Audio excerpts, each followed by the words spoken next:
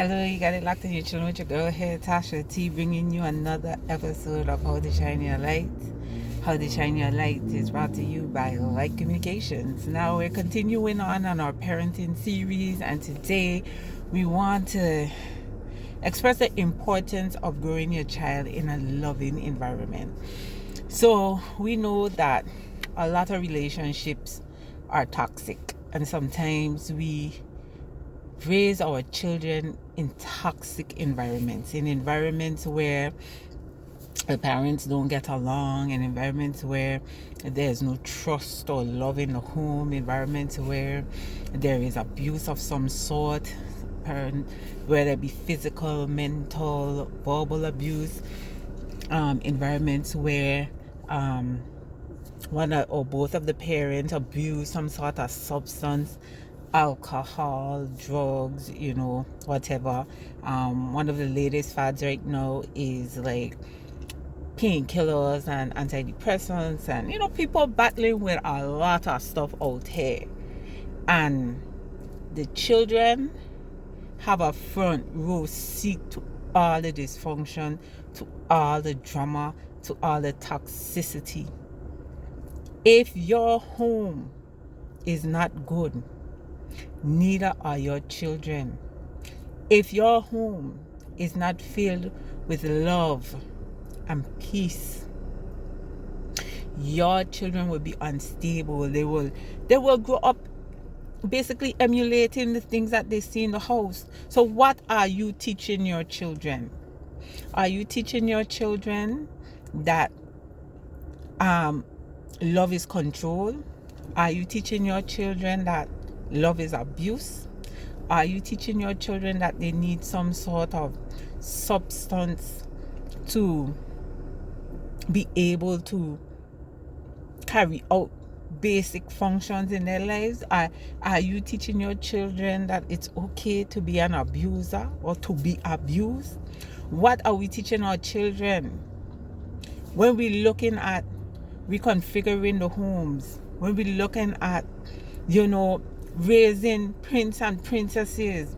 One of the things that you really have to check out is their mental stability.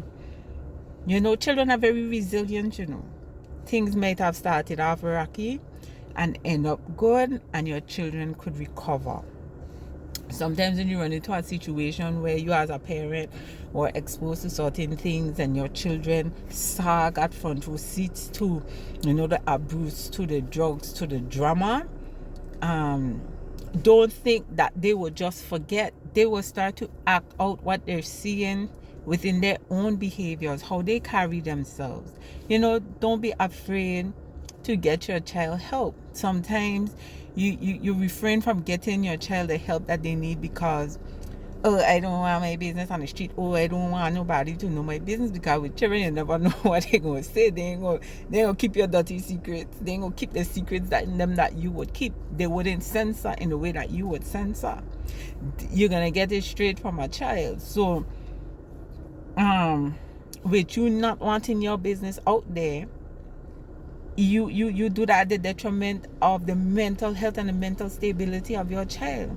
So, ladies and gentlemen, what I'm trying to say is, we need to reduce. We need to know when to hit exit stage left. We need to get out of these toxic relationships, or we need to find our way to resolve them so that your home could be a happy, healthy, loving place to raise your children. Now, in the case of a marriage, sometimes you marry to people and after a while you realize that I really don't want to be here anymore, but I'm here for the children them. But you saying you here for the children them when, look, you help to the woman in the house. You understand you're being abusive, you're being neglectful to the children them. You're doing this, you're doing that. The home is not at peace. Then because you out there in the streets doing shadiness, reflecting that back onto your spouse, your partner, and then there's a whole web of no trust and all this other drama associating with it. It's just toxic. The spouse feel it, the children feel it, everybody feel it. Your house is not a home. Your house is not your castle. Your house is not your peace. Practice to make your house that. So at the very least, when you come home, when your children come home, whether how big or how small your house may be, the size of the house don't matter. It's the feeling you get when you cross that doorstep. If it's a positive, uplifting, uniting feeling that you get, a smile when you reach home, you're like, yeah, I home. Yeah, this is my safe space. Try to create a safe space for not only you but for your children. Keep your place clean. When you walk around in a clean space, you have a clean perspective on life. You walking around in muck and dirt and nastiness.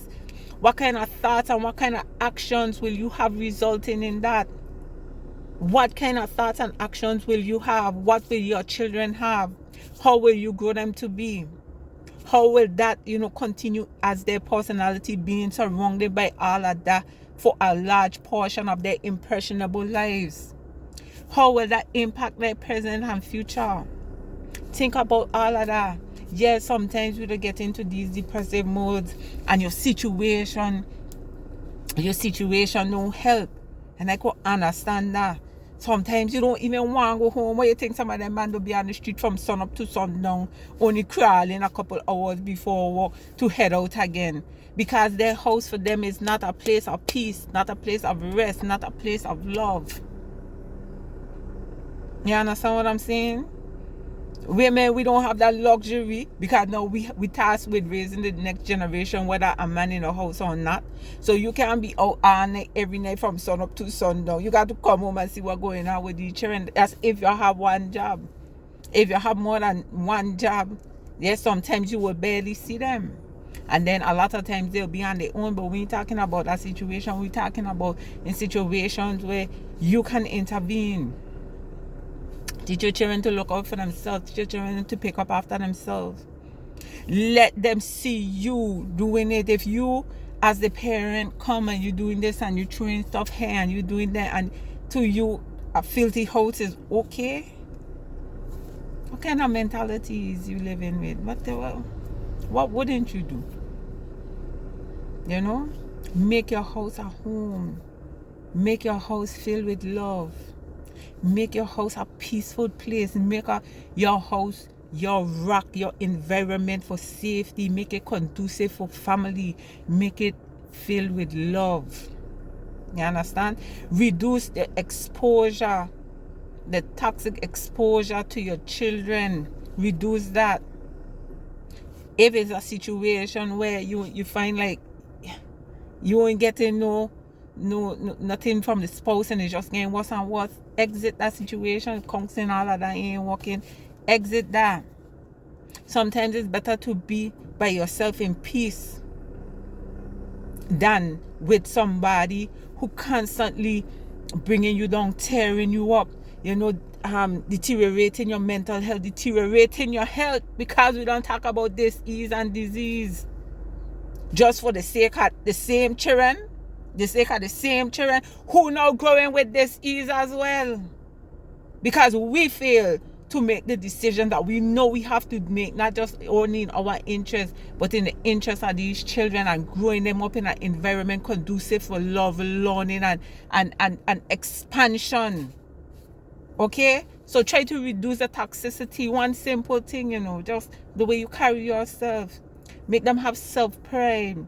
Start in your house, because if they turn around and that is junk and nastiness, and that's what they are accustomed to, and that's what's going to feed up here. Okay, so get up tomorrow, whether you feeling it or not, do a whole spring cleaning. Clean up your place, every inch of it. You understand? Put up stuff that make maybe their paintings or whatever make them feel special. Put up stuff that will make you feel like when you come into your house, you'll be like, yeah, this is my castle. Regardless if it's a 1-bedroom studio or a 20-bedroom mansion, you make it a home and you make it your castle.